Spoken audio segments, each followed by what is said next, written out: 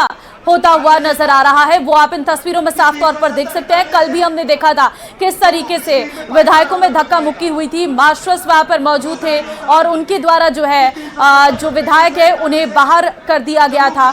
और आज भी कुछ ऐसी ही तस्वीर जो है वो यहाँ पर देखने को मिल रही है। 370 की बहाली के प्रस्ताव पर विधानसभा में ये हो हल्ला देखने को मिल रहा है, जहाँ पर विधायकों के द्वारा हल्ला बोल किया जा रहा है। तस्वीरें आप देख सकते हैं, 3 दिन से जो विधानसभा है वो साफ तौर पर कहीं ना कहीं बवाल वहां पर देखने को मिल रहा है और वो इस हल्ले के चलते विधानसभा में जो कार्यवाही है वो ठीक तरीके से नहीं चल पा रही है।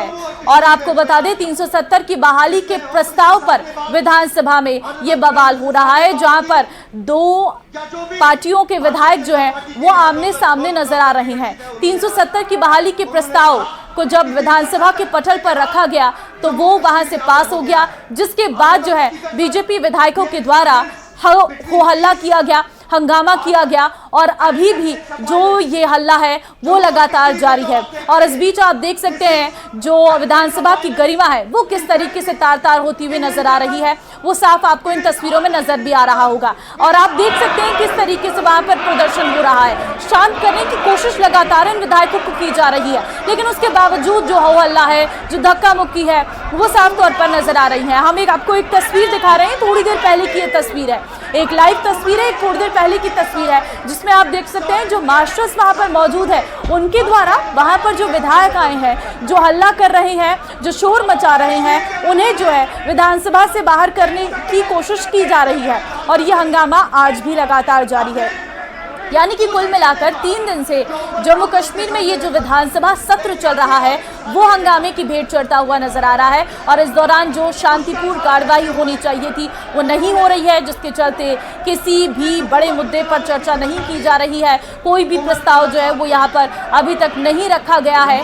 क्योंकि 370 का जो प्रस्ताव रखा गया वो पास हो गया तो उसके बाद बीजेपी और एनसी विधायक जो है वो आपस में भिड़ते हुए नजर आ रहे हैं। आप देखिए किस तरीके से बाहर करने की कोशिश विधायकों को की जा रही है। ये है विधानसभा का हाल, जहां पर विधानसभा की गरिमा को ये विधायक किस तरीके से तार तार करते हुए नजर आ रहे हैं वो साफ इन तस्वीरों में नजर आ रहा है। वहां पर जो कुर्सी टेबल रखी गई है उसके ऊपर चढ़कर विरोध कर रही हैं, वेल में घुसकर विरोध किया जा रहा है। और ये हंगामे की तस्वीर है जो ये बता रही है कि किस तरीके के विधायक और जनप्रतिनिधि आम जनता के द्वारा चुने गए हैं, जो इस वक्त विधानसभा के भीतर हो हल्ला करते हुए नजर आ रहे हैं। बात को शांतिपूर्ण तरीके से भी हल किया जा सकता है, लेकिन कहीं ना कहीं विधानसभा में जो हाथापाई विधायकों में हो रही है वो बड़े सवाल खड़े कर दिए। वहां पर जो मार्शल मौजूद है वो लगातार माहौल को शांत करने की कोशिश कर रहे हैं। और ये विधानसभा में जो हंगामा हो रहा है ये एक तरफ तो जम्मू कश्मीर में हंगामा है, लेकिन दूसरी तरफ इसने देश की राजनीति पर भी एक बड़ा इम्पैक्ट डाला हुआ है। और इस वक्त चाहे बीजेपी हो या फिर कांग्रेस हो या फिर अन्य दल हो, लगातार जम्मू कश्मीर के विधानसभा में जो हंगामा हो रहा है उसको लेकर बयानबाजी करते हुए नजर आ रहे हैं। 370 के विरोध में ये बीजेपी विधायकों के द्वारा हल्ला बोल प्रदर्शन लगातार किया जा रहा है, हंगामा किया जा रहा है। अब देखना होगा ये माहौल किस तरीके से शांत होता है और क्या इस बार की ये विधानसभा इसी तरीके से हंगामे की भेंट चढ़ती रहेगी या इसमें कोई अहम जो विधेयक है उन पर चर्चा की जाएगी, जो जनता के हित में है, क्या उन पर कोई चर्चा की जाएगी, ये देखना होगा। क्योंकि ये हंगामा, ये हो हल्ला ये लगातार जारी है और ये 370 का जो प्रस्ताव रखा गया था जो पास हो चुका है उसी को लेकर हो रहा है। हिंदुस्तान का मुसलमान उतना ही पक्का हिंदुस्तानी है जितने ये सारे और कहीं ज्यादा उनसे बेहतर। मैं आपके हितों से अर्ज करना चाहता हूं कि तादाद की बुनियाद पर। और चलिए आगे बढ़ते हैं, अजमेर से बड़ी खबर आपको देंगे। अजमेर में देखा गया है पैंथर का मूवमेंट। कोचड़ा बैरवा बस्ती में रात को घर तक पहुंचा है पैंथर। पुष्कर नाग पहाड़ के नजदीक है हरिभाव उपाध्याय नगर बैरवा बस्ती। पैंथर की सूचना पर वन विभाग की टीम भी मौके पर पहुंची है। घर में लगे सीसीटीवी कैमरे में पैंथर कैद हुआ है। तो अजमेर में ये पैंथर का मूवमेंट देखने को मिला है, जो आपको इन तस्वीरों में भी नजर आ रहा होगा। पुष्कर नाग पहाड़ के नजदीक ये बस्ती है जहां पर पैंथर का मूवमेंट देखने को मिला है और सीसीटीवी कैमरे में भी ये पैंथर का मूवमेंट कैद हुआ है, जहां पर जो स्ट्रीट डॉग है वो आपको नजर आ रहे होंगे और जैसे ही पैंथर को देखते हैं तो वहां से कुत्ते भागते हुए नजर आ रहे हैं। पुष्कर नाग पहाड़ के नजदीक ये बस्ती है जहां पर पैंथर का मूवमेंट देखने को मिला है। सूचना वन विभाग की टीम को दी गई। वन विभाग की टीम मौके पर पहुंची है और सीसीटीवी के आधार पर और पैंथर के पंजों के आधार पर जो है आगे पैंथर की खोजबीन की जा रही है।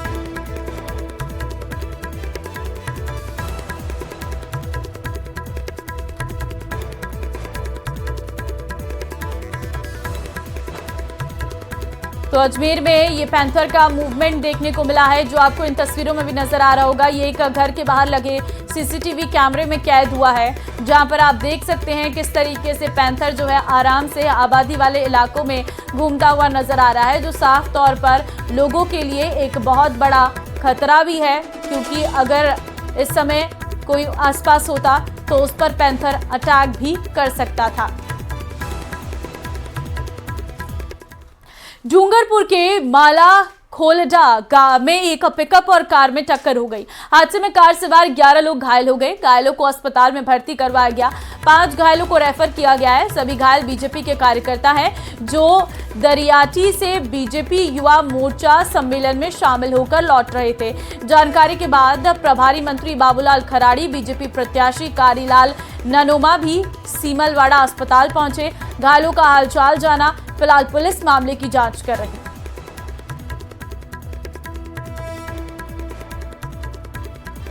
माला खुलगा में पिकअप और ट्रक की भिड़ंत में 11 लोग जख्मी हुए, जिन 11 लोगों को सिमलवाड़ा सीएचसी में लाया गया, जिसमें 5 को डूंगरपुर हायर सेंटर रेफर किया गया। 5 की तबीयत अभी सही है, उनके उच्चतम इलाज के लिए आगे भेजा गया। चूरू की मानव तस्करी विरोधी यूनिट ने सादुलपुर के एक होटल में कार्रवाई करते हुए एक नाबालिग को बाल श्रम से मुक्त कराया है, जिसके बाद नाबालिग को बाल कल्याण समिति के समक्ष पेश किया गया, जहां उसकी काउंसलिंग की गई और इसके बाद उसे परिजनों को सौंप दिया गया। वहीं मामले में होटल संचालक के खिलाफ मुकदमा दर्ज करवाया गया है और कानूनी रूप से कार्रवाई की जा रही है। नई दिल्ली पैन इंडिया के तहत जो अभियान 21 अक्टूबर से 20 नवंबर तक चलेगा, जिसमें हमारी आज जिले में चौथी कार्रवाई है। और श्रीमान पुलिस अधीक्षक महोदय जिला Churu, additional SP headquarter Churu के दिशा निर्देशन में एक टीम गठित की गई, जिसके तहत आज हम राजगढ़ इलाके में जाकर के एक छोटे नाबालिग बच्चे का रेस्क्यू किया है और नियोजक के खिलाफ संबंधित थाने में एफआईआर करवा दी गई है। प्रदेश में उपचुनाव का माहौल है, ऐसे में नेताओं की बयानबाजी और उस पर बदजुबानी होना लाजमी है। देवली में कांग्रेस प्रत्याशी के समर्थन में आयोजित एक सभा के दौरान पूर्व मंत्री रघु शर्मा ने बीजेपी पर गंभीर आरोप लगाए। उन्होंने एक तरफ बीजेपी पर प्रदेश के विकास को ठप करने के अलावा उपचुनाव के बाद कत्लेआम करने का भी आरोप लगाया है। भारतीय जनता पार्टी के रूप में खून लगा। 13 तारीख की बात कर लो, 13 को चुनाव है।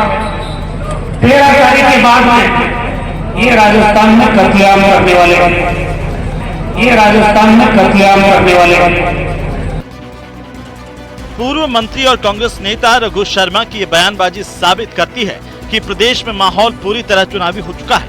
टोंक के देवली में कांग्रेस उम्मीदवार कस्तूर चंद मीणा के समर्थन में भाषण देते वक्त रघु शर्मा शब्दों की मर्यादा भूल गए।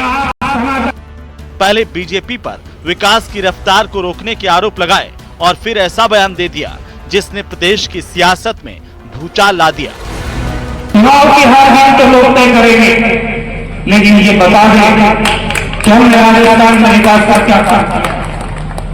मैं तो भगवान में भगवान ना आपके बेशर्मी से गया हमारे बीजेपी के अध्यक्ष कह रहे हैं, मंत्री कह रहे हैं नए जिले बनाने की बात करते तो समझ में आती है, लेकिन जो लकीर विकास की खींच दी गई आप उसको मिटाने के लिए निकले और 23 तारीख का इंतजार है।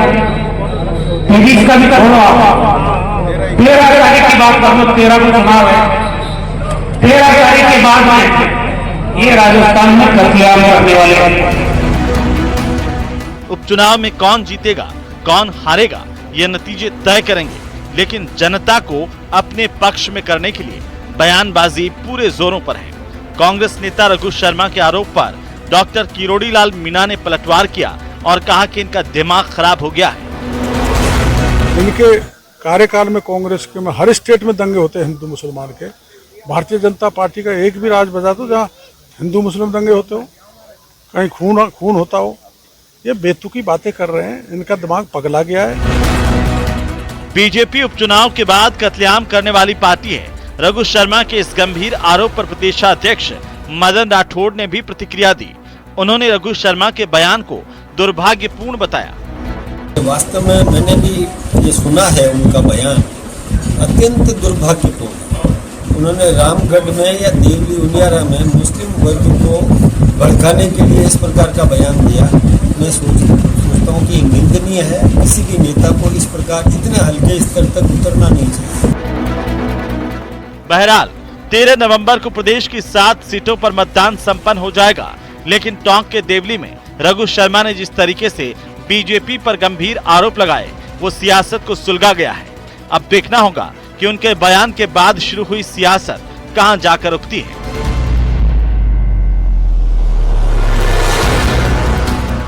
Bureau report, news 18 Rajasthan.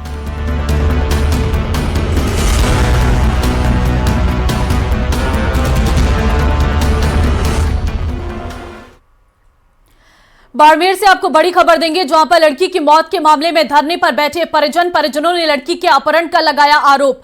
Police से मामले की जांच करने की कर रहे मांग। कार्रवाई के बाद ही पोस्टमार्टम करवाने की बात कही है। कल चौहटन थाना क्षेत्र के दुधवा के पास हुआ था हादसे में एक लड़की की मौत हुई थी और 2 इसमें घायल हो गए थे। तो लड़की की मौत के बाद परिजनों में आक्रोश देखने को मिल रहा है, जहां पर धरने पर बैठे हैं परिजन। आपको दरअसल जानकारी दे दें कि कल यह हादसा हुआ था और इस हादसे में एक लड़की की मौत हुई थी, 2 इसमें घायल हुए थे।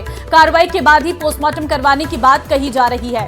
कल चौहटन थाना क्षेत्र के दुधवा के पास यह हादसा हुआ था, जिसमें एक की मौत, 2 लोग घायल हैं। अब लड़की की मौत के बाद जो है धरने पर परिजन इस वक्त बैठे हुए हैं। लड़की के अपहरण का आरोप लगाया है परिजनों ने। तो लड़की के अपहरण का आरोप भी परिजनों के द्वारा लगाया जा रहा है, जिसके बाद जब तक कार्रवाई नहीं हो जाती तब तक इसी तरीके से विरोध जारी रहेगा, ये साफ तौर पर कहना है। प्रेमदान हमारे संवाददाता, उनसे अधिक जानकारी लेते हैं खबर पर।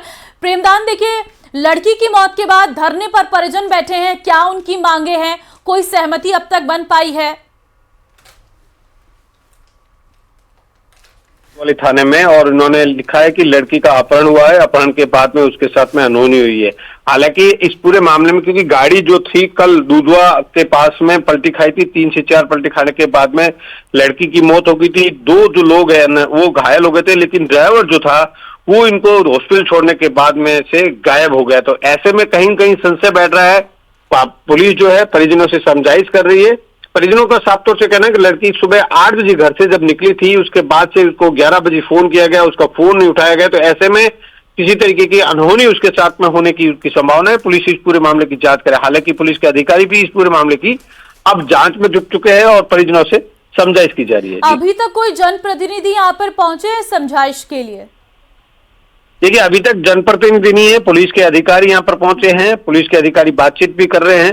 परिजनों का साफ तौर से कहना है कि लड़की घर से स्कूटी लेकर निकली थी, उसके बाद में न तो स्कूटी मिली है, न उसका मोबाइल मिला है। तो ऐसे में कोई अनहोनी या उसका अपहरण हुआ है, इस बात का उनको संशय है, आशंका है, और उसी को लेकर के चाहते हैं कि जो ड्राइवर था उसका और एक और आदमी की है जिसकी वो दस्तयाबी की मांग कर रहे हैं कि उनको पकड़ा जाए और उसके बाद में खुलासा किया जाएगा आखिर पूरी घटनाक्रम के पीछे कारण क्या रहा है।